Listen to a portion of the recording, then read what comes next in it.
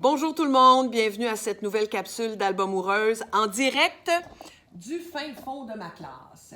Aujourd'hui, je vous parle de la façon dont j'ai plongé mes élèves dans la marmite magique des livres imagés.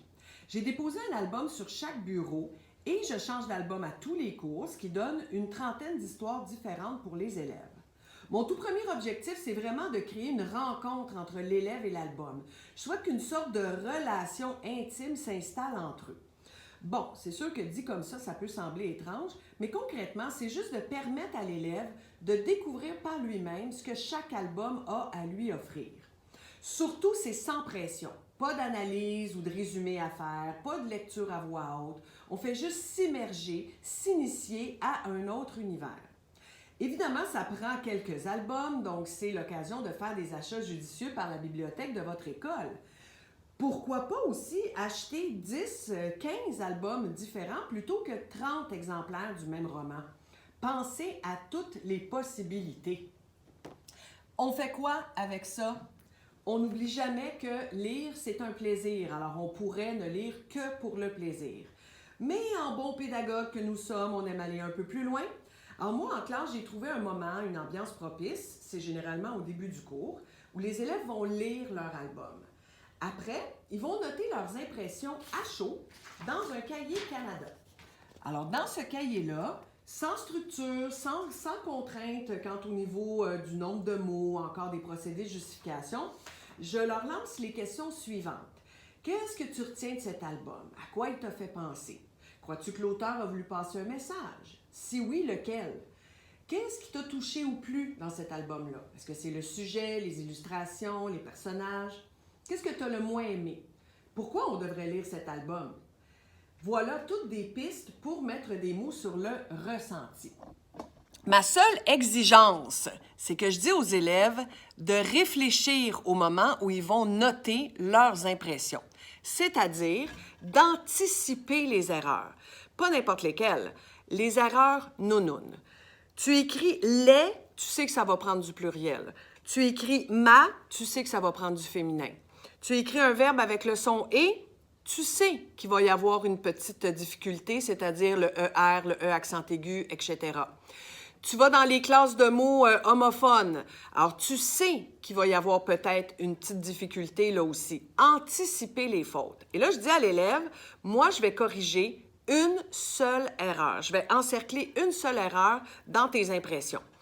Bien sûr, et là je le dis entre parenthèses, c'est un plaisir. Hein? C'est vraiment un plaisir de lire leurs impressions parce que, comme il n'y a pas de pression, les élèves nous écrivent vraiment ce qu'ils pensent. L'autre côté, bien là, je vous montre ce que ça donne. Alors, voici le cahier d'un élève. Alors, l'autre but, hein, c'est d'encercler l'erreur. Alors ici, l'élève m'a fait ses impressions sur la belle histoire d'une vieille chose. Il m'a écrit 3 lignes. Très bel album. Il m'écrit « J'ai remarqué », et là, moi, je lui fais remarquer que « remarquer » ici, s'écrit pas ER. Je lui redonne la petite astuce pour faire attention à la façon dont on va terminer le verbe, le participe passé. Je le relance, j'en profite pour le relancer sur une idée qui lui a peut-être échappé dans la lecture de l'album, et je lui dis « Note cette faute-là sur ta feuille d'aide-mémoire ». Aide-mémoire personnalisée. L'élève est invité à noter les erreurs fréquentes, les erreurs nounounes qu'il commet, mais pas juste à noter l'erreur. Je lui demande d'écrire l'erreur et à côté la correction, pour qu'il y ait une idée d'un contexte, pour que la fois suivante, il puisse consulter cette aide-mémoire-là. Le consulter quand il écrit ses prochaines impressions, mais quand on fait des dictées, quand on est en rédaction.